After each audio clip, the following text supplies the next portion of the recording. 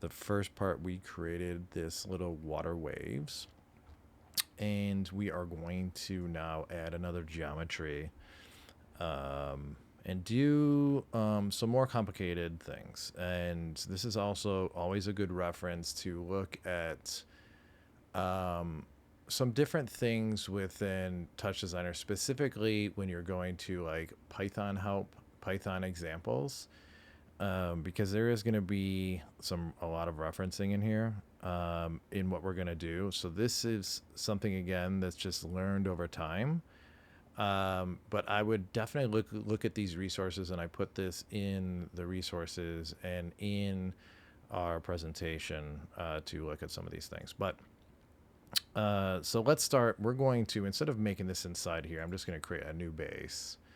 And this is just sometimes like I like to organize things in a different way and have certain aspects do certain things, and then other aspects do other things, right? So I can apply some different transforms on stuff like that. So we're going to do audio. We're going to name this audio-reactive geo. We're going to go inside here. And the first thing that we're going to do is we are going to add a Sphere SOP. And in this Sphere SOP, we are going to turn compute normals to off. We're also going to change this mesh to a polygon. And then we're going to add a transform after this, so we can adjust this down the line. We are going to add a facet. And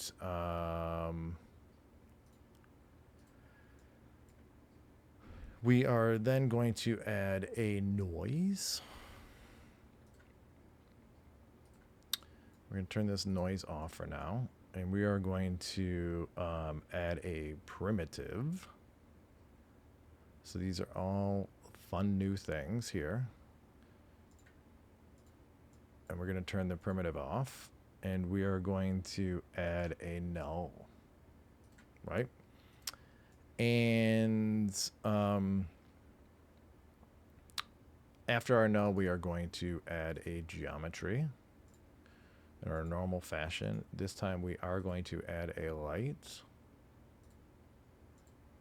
And we are going to also add a camera. Right? So our normal scenario here with our camera, our light, our geo, and our render. And at the end of this render, we are going to add a null. I'm going to push that out there. I'm going to name this BG for background. I'm going to go outside of this. I'm going to go in here into this comment. I'm going to reference this as BG. And now I can see this inside, right? So this is all great. But this, again, is going to be something that's going to be audio-reactive. So we need to add a couple more things in here to do it. So I'm going to take a basic audio file in CHOP. And this is a standard TouchDesigner music that's lovely. And we are going to, at the end of this, add a math. In our math, we are going to combine the channels and put these at a maximum. We are going to take this into an audio spectrum. So we talked about this a little bit in class. So I'm going to look at this spectrum, and I'm going to adjust some things. And I'm just going to keep adding onto this chain before I start adjusting some parameters. We are also going to add a trim.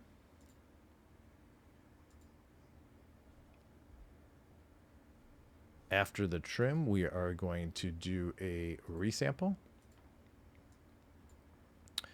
And after the resample, we are going to add a lag. And after the lag, we are going to add a null. So let's start diving into these and making some adjustments. So you already saw I made an adjustment here for the maximum, but I need to go back into some of these other things and start making some adjustments so I kind of like know what's going on here. In our audio spectrum, I'm changing this FFT size to 20 by 48. I'm going to change my high frequency boost to 5, and I'm going to set the length manually to 128.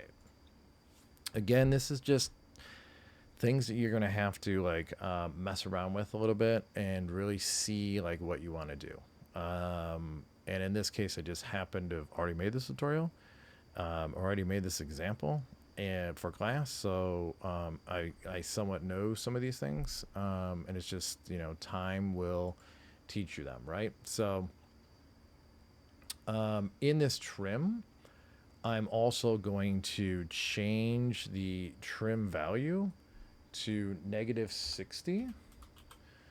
And like what we talked about in class, again, I'm kind of like getting, oops, I didn't enter anything on, -60. I'm changing the way that this is trimming in space. So I'm trimming kind of like the tail off of it, right? In the resample, this is something that I'm going to use as a reference to my facet up here, right? And what's going on here is this sphere, which I came in here and I turned off compute normals. I'm going to go into the facet and I'm going to turn on compute normals, and I'm also going to turn on unique points. Okay. And I'm going to reference in this resample this facet. So it's basically, it's, as you see, it's kind of like change how this sphere is. If I go into the sphere and I change like this frequency to 3, you can see like it's changing what kind of like what the sphere is. But I need to reference that because I want to know like where all these points are and where all my where everything is in my facet. So all my unique points. And there's a great way to do this through your resample and referencing it. And then as I push down this information down the chain, like everything will just work. So in here in the resample, I'm going to go back to this. Now that I switch this to time slice off, it gives me the ability to edit these things. And what I want to do is I want to change this endpoint here. So I want to reference something in here. So I'm going to do OP and parentheses, and I'm going to do facet 1 parentheses. You can probably open this up so I can see what's going on. And I'm going to do, again, this is why I referenced the Python help guide. So I'm going to do num primes -1. And this is basically, so there's 180, right? So if I didn't have this -1, it'd be 180. But TouchDesigner is starting at 0, right? So I'm taking 1 off. So I did math at the end of the equation, and now it's looking at this, it's understanding where we are in this sphere. It's going to adjust again down the line, like what things are happening. And we're just going to keep moving on, right? Keep on moving on. So the other thing too is as I go through some of this stuff, and again, it's just understanding a little bit of doing this stuff before, but this is sometimes where you just have to like try things and see how they work. So I'm going to do lag per sample. And you can see because I have to reference like per sample. So it's per sample how I made this reference as we move through this space, right? Okay, so, and I'm going to make sure, I want to make sure, yep, I set this right for the trim. And now we want to do some other things where we're going to start taking some data and putting some color on this sphere. So I'm going to add a ramp first. I'm going to put a null at the end of this ramp. And I'm going to add some colors to the null. And we did this in class. And this, again, is just selecting some different things and being like, okay, what colors do I feel like today? And most likely it's going to be some sort of red.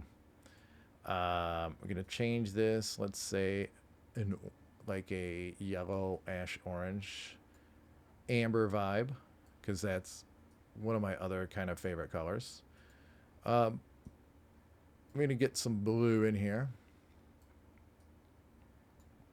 And I'm going to change this one over here to, let's say, a purple. And I think that's good for now. So we got some cool colors happening. I'm also going to take this and add a little Python again. And as we spill this out, I'm just going to show you, I am going to do divided by 2 to slow it down. And another little trick that I shared in class is anytime you want it to go a different direction, you can do minus in front of it. And it's obviously going to go in the negative, right? So what we need to do is we need to, with this primitive up here, we need to like assess some values in it. And in our transform, we're going to do some transformations. In our attributes, we're going to do some coloring in here. So we have to like reference these things, right? So we need to kind of like set that up.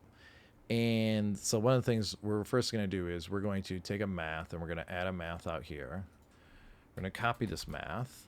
So we're going to have 2 maths, right?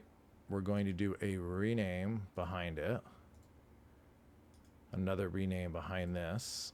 And we're going to reference this as position. We're going to reference this one as scale. We're also going to add a lookup.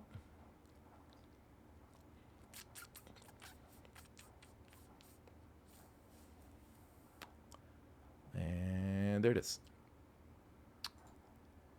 Just like I have to do it. I can't type it in. Why would I want to type it in? So in this lookup, we are going to take these values from our ramp, right? And we're going to push this into our lookup. So this is like the reference of that. But as you can see, this is not going to go. So we need to take this and we need to do a top to chop. And in the top to chop, I am going to take off this is the alpha. And I am going to then plug this in here. So we have our RGB, right? And we can then push that out to our chain. So we're going to push these now into DATs so we can merge these numbers together. So if we go to DAT and we go to chop 2, and we can see our values are shown up here, and we want to include the names with this. So we have a position. We're going to do another one, chop 2. In our lookup, we are also going to do, guess what, another one, right? And we're going to change all these include names. So now we have like our different values, right? We have our RGBs, we have our scale, we have our position, so we can adjust our primitive. But we need to merge these together, so we have like one reference point.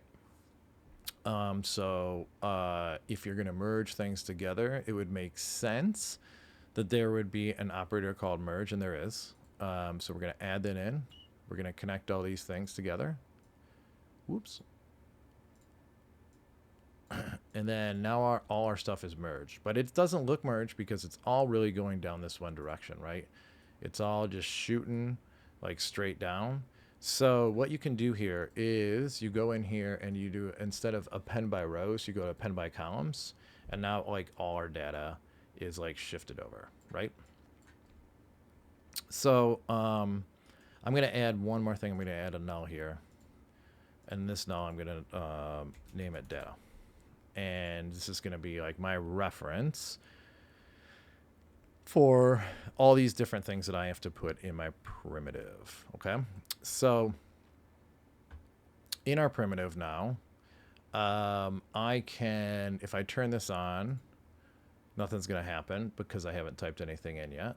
So I need to start to make these references. And so what I'm going to do in my transform is, first of all, in my translate, I'm going to start doing some more Python here. And so I'm going to make a reference. So I'm going to operator, and I'm going to data, and I'm going to, in brackets, me dot input prime dot index. I'm going to add +1. Oops, that is not plus. And I'm going to add the reference of position, right? I'm going to close that out. And if I hit return, it's great. It's broken because I need to reference something else. So I need to also do times me dot par dot px, right? So it's basically taking this position, it's looking in my parameters, and it's looking for px, which was my positional like transformation in my x. And then so I have, what I can do is basically I can take this and let me just double check to make sure that I typed everything in right, because sometimes in coding land I forget things. So I want to make sure, yes. Plus, oh, see, there's my error right there because it shouldn't have errored. Now it makes sense. And you can see like what it's doing, right? So it's already adjusting like this primitive, but it's only going on the x-axis, right? So we want this to like go on more. So I can take all this and copy it, and I'm going to paste it here. I'm going to paste it here. And now it's like, it's positioning stuff, but it doesn't understand because we are in the wrong thing. So we got to hit Y for here, and we got to hit Z for here, right? So this is pretty cool. We got some stuff going on. It's pretty exciting. It's pushing out, you know, basically it's kind of given some life a little bit to our primitive. And then it's just, so but we want to kind of scale it, right? Because it's like, it's scaling a little bit like too large. So you can go down in the same type of things and make another reference because, hey, guess what? I did a math down here and I scaled it. And so once you do that, and we renamed it and we called it scale, we add the scale in, we're pushing out to this data chop, right? So everything's coming in. I can then pull this in this primitive for this little scale. So in my scale, I'm going to do OP. Same scenario here. Data. And then I'm going to do me dot input prime dot index +1 scale. Oh, and I have to reference this. So I'm looking for scale. And then I'm going to close this out. Okay. So right there, it's changed some scale of it. It's amazing. But you can see like little things, right? So we're referencing again some of this stuff that's going through, and we're changing some things. I'm going to just take this whole thing. I'm going to copy it. I'm going to go down here. I'm going to paste it, because why type more than once if you don't have to? And so now this is kind of scaling off again, right? But it's like, if you look at it, it's pretty cool. I like it. It's pretty amazing to me. But there's this other thing that I want to do is, as I showed in the example, I kind of put like another geometry around it, like my little wireframe.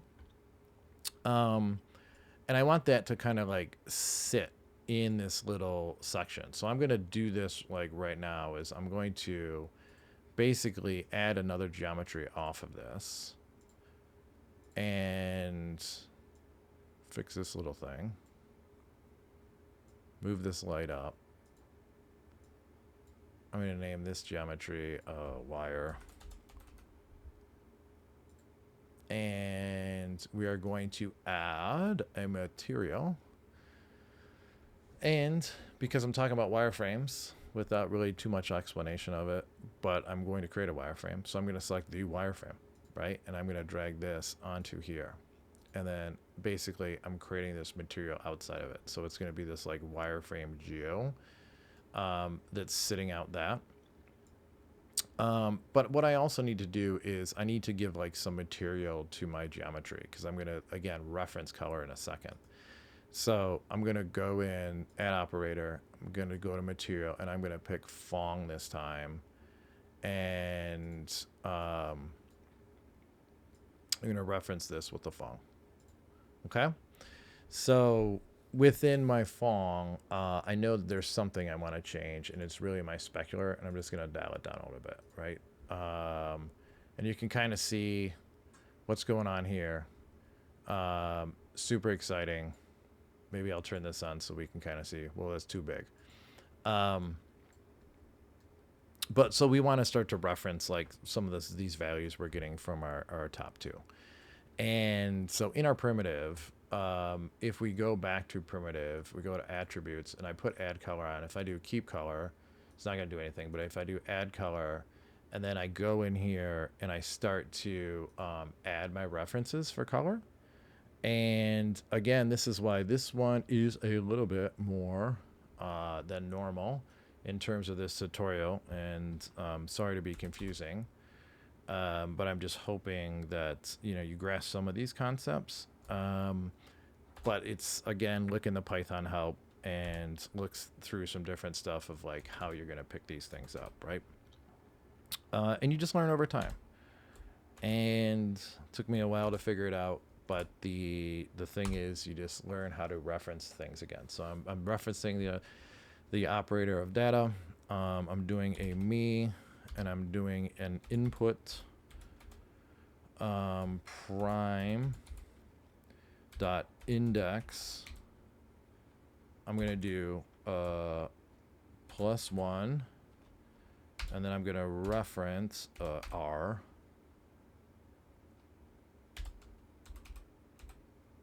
Oops.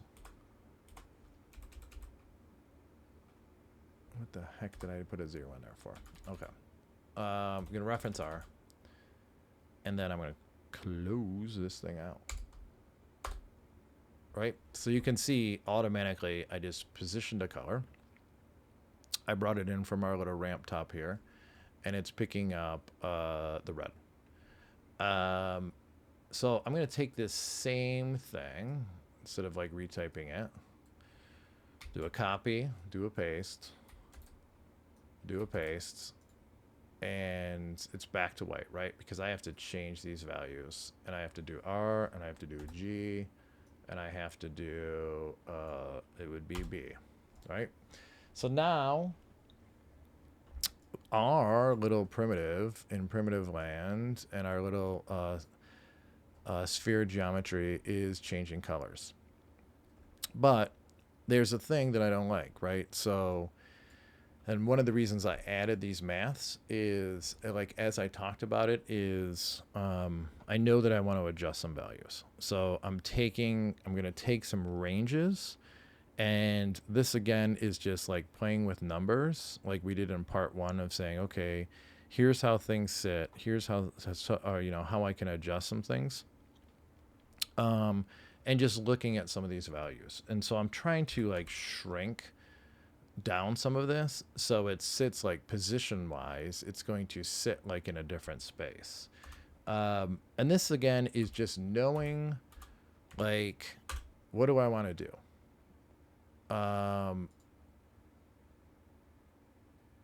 If I'm adjusting this, and let's say I put it at 0.1, right? They're going to be bigger. So it's really looking and saying, okay, what makes sense to me? Like, what am I trying to achieve? 0.5? Am I doing negative 0.05? You know, so different things that you're just playing with.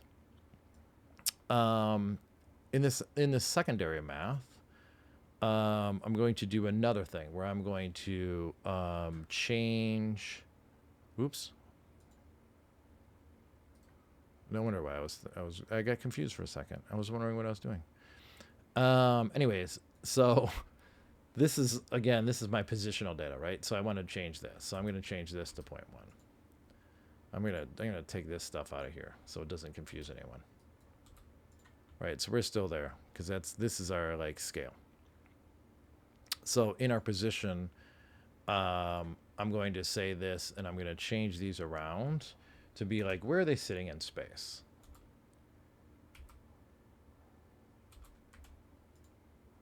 And this is what I was looking for, right? Because I'm trying to shrink this.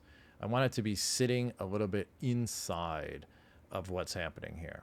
And, you know, for that purpose, it's going to, you know, again, like just reference a little bit of, you know, kind of shrinking this little geometry in there. Okay. So the same thing with my scale now is I can look at the same thing and say, okay, what do I want to do? Well, what am I trying to do? If I change this to 1-to-1, you can see now we have this kind of cool looking thing that I showed in the demo. So it's just kind of playing with those numbers. And this was like what I'm looking for, right? Because I'm trying to like create this thing that's kind of this expanding geometry. The other thing too is like you can kind of see some of these backs. So I'm going to go into my common here, or in my advanced tab, and I'm just going to call my faces to back faces.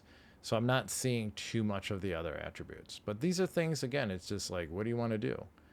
You know, so it's like you learn through some of these things to be like, okay, maybe I want to see those back faces. Maybe I want to see through the whole thing. It's all up to you. That's the benefit. Don't hit both faces. It's not going to work. So it's not showing behind the scenes, but it's showing like everything like kind of in front of it, right? So that is the goal, right? And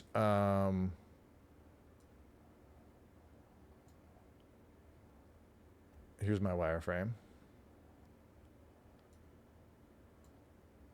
Here's my geo, right? And I think I screwed something up because when I rename this, it doesn't seem like it wants to pull it. I'm going to rename this to geo2. And in my render, I'm going to switch this back out to star. Oops. Oh my gosh. Nope, it's still pulling it. Okay, so just my little wireframe is kind of sitting on top of it. So I can do different things, right? So I can go in here. Now I see it. So there's my red wireframe because gotta love red. In this too, so if I want to change again, like how big the lines are, like how much it's going to stand out, like what's the width of the line. Again, just different adjustments. Okay. So this is great. And this gives you kind of like where we are in like part 2. So we took some audio and we took some parameters within the audio and we kind of positioned this so we have this little now sphere that we are then going to input into the other one. So now that I made these 2 different bases, I'm going to add another top operator, and this time I am going to add an out. It references back. And now I'm going to have like an outlet in space that I can then merge with my other one, right? So this will conclude part 2, and then we will merge these things together in part 3.